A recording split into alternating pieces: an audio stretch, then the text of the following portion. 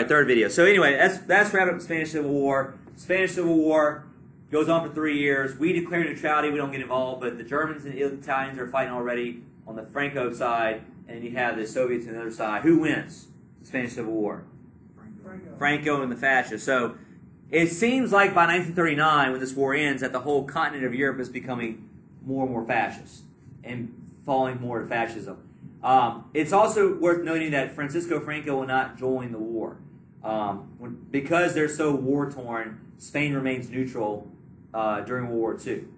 And Franco actually will remain the leader of Spain until the 1970s and keeps them as a fascist country. All right. So what happens to Spain after that? Now they're back to being like a constitutional monarchy. Just because he died? Yes. Correct. All right. Lastly, you have the America First Committee. So in 1940, after World War II began, because World War II begins in September of 1939, in 1940, after World War II begins, isolationists were alarmed by FDR's pro-British policies, or kind of pro-helping Britain in the war policies. So a lot of isolationists were very alarmed by how we were trying to kind of ease our way into helping the Allies out more. And so they create this committee, the America First Committee, which is all about protecting what? Like isolation and neutrality, right?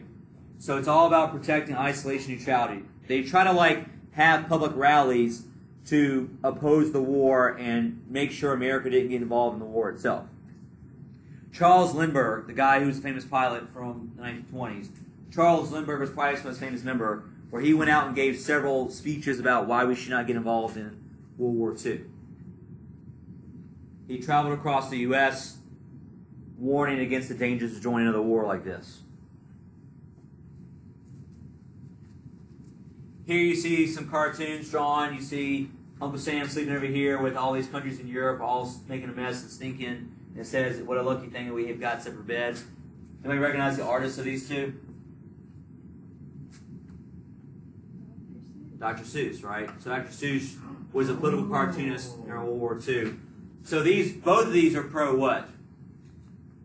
Pro-isolation. Pro-isolation, right? Same thing here, where we're trading with our allies, and it's just what?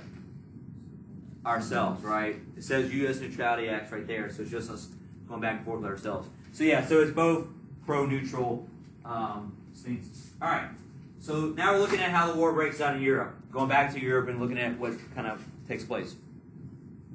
So you're going to see a series of aggressive actions by these fascist regimes that are going to eventually force Britain and France to react. Britain and France, as we said, are doing what's called appeasement. It's a term you want to be aware of. They give in to appeasement in those early years because they're trying to avoid a very destructive war. They don't want another war where 20-something million people die. So whenever Hitler was building his military up, they left him alone. Whenever he retook over some land that they had lost back from World War I, they left him alone. Thinking that this would appease him and make him happy.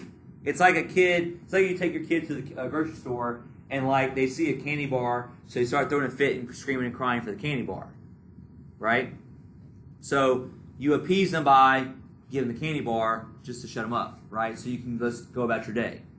In hopes that what? They'll be done. It won't happen anymore, right? But then, lo and behold, what probably is going to end up happening?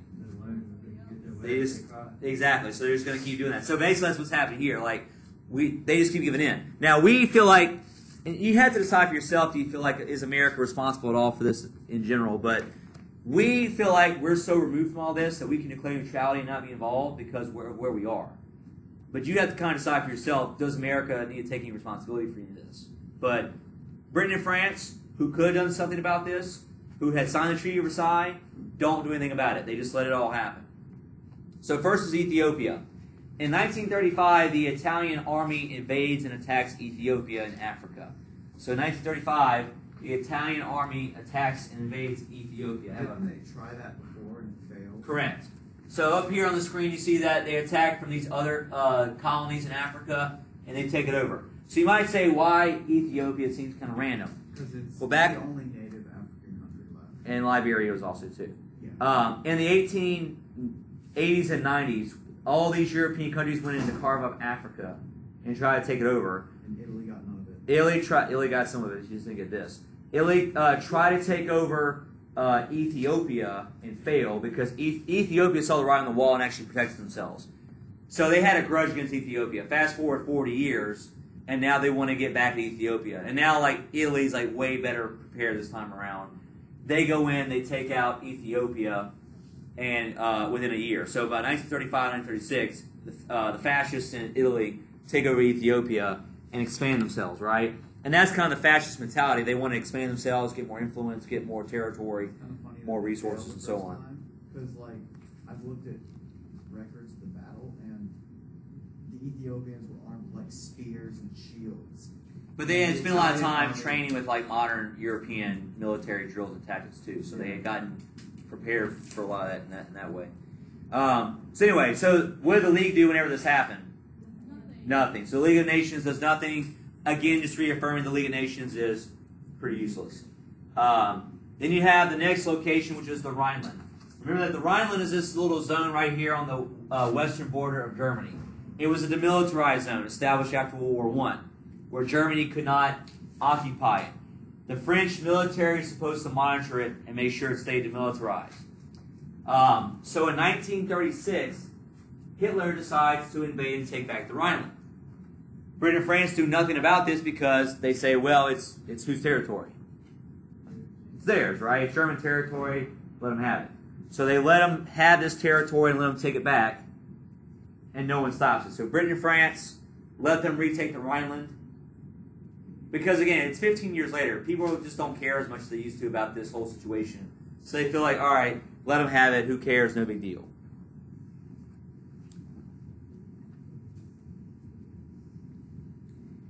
So this is Hitler beginning his process of expanding Lebensraum, right? The idea of getting more living space for the German people. The next place is Austria.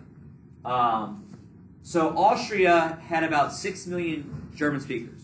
Austria has German speakers for a long time, going back in history, but they always kind of remain separate from the other German states. So Austria has about 6 million German speakers. Or basically South Yes. Germany. Did I skip China? I'm sorry. I'll come back to China.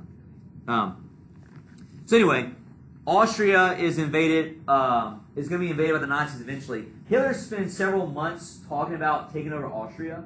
That he wants to make one giant German empire, unite all German speakers. And he talks about this Anschluss, or the Anschluss. The Anschluss refers to the union of all German people. So he talks about it so much that the people in Austria are going to welcome his arrival. So whenever he rolls his tanks into Austria in March of 1938, no one stops him. They welcome him. In fact, you can see it right here. Like, whenever his tanks and jeeps and cars come in, they all it's like a parade. Exactly. They're all welcoming him in and like waving and saluting the Nazis coming in. So they all were happy about it, right? So when you talk about the Anschluss, it only refers to the unification of what two countries? Germany and Austria. So basically Austria ceased to exist, and now it's just one giant German country together for this time period. Obviously Austria is different today, but they became one giant country together with the Anschluss. If you've ever seen Sound of Music, that's what this is about. Sound of Music is set as a musical at this time period. It's based on a real family who had to escape Austria whenever the Anschluss happened back in the 1930s. So the Hills are not alive, the Sound of Music. Hills are alive, Sound Nazis. Right? The Hills are alive, Sound.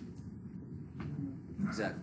So anyway, so they fall, but they welcomed it, and then what did the League of Nations do? Nothing. What did Britain and France do? Nothing. But they are becoming more what? Concerned and nervous, right? France is becoming more likely to surrender. Not exactly. All right. So anyway, in 1937, China is going to be attacked officially, and they're going to in Japan by Japan. This begins what's called the Second Japanese-Chinese War. So in 1937, you have the Second Japanese and Chinese War that breaks out, where Japan declares war on China and basically begin to try to take it over. Second. We didn't. The first one happened in the 1800s. You don't need to worry about it. So basically, after already having Manchukuo here, they decided to go ahead and invade China, begin to attack their territory. So in 1937, they begin the Second Japanese-Chinese War by attacking into China. This will go on until World War II ends. So until like the nuclear bombings of Hiroshima and Nagasaki, the war with China goes on for that 8-year period, basically. So they're at war for a long time with China. So they're also being aggressive. FDR wants to help, but who's blocking them? Who's blocking FDR to help China? People where? The isolation. Yes, but people who are isolationists where? America. Congress, right? Congress is going to block him from helping out. So he wants to help out China whenever they are attacked, but Congress is like, no, we're going to be what? Neutral. Neutral, right?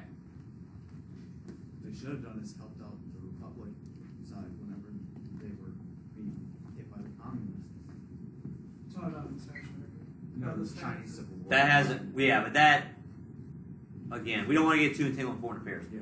All right, the next one is the Sudetenland. Sudetenland was not a country, it was a region of Czechoslovakia. Czechoslovakia was a brand new country made after World War I, and part of that self-determination wave. On the outer strip of Czechoslovakia, there was this zone called Sudetenland that was full of what? Germans. German speakers. So you look at the map here. Here's the country of Czechoslovakia. This little zone around the edge was Sudetenland. That had 3 million, yeah, the red part, that had 3 million German speakers. So here you see the Rhineland. Here you see Austria that got annexed and Anschluss. And now he wants to add this area here. But Hitler knows that what he's doing is going to keep drawing concern and maybe eventually create involvement.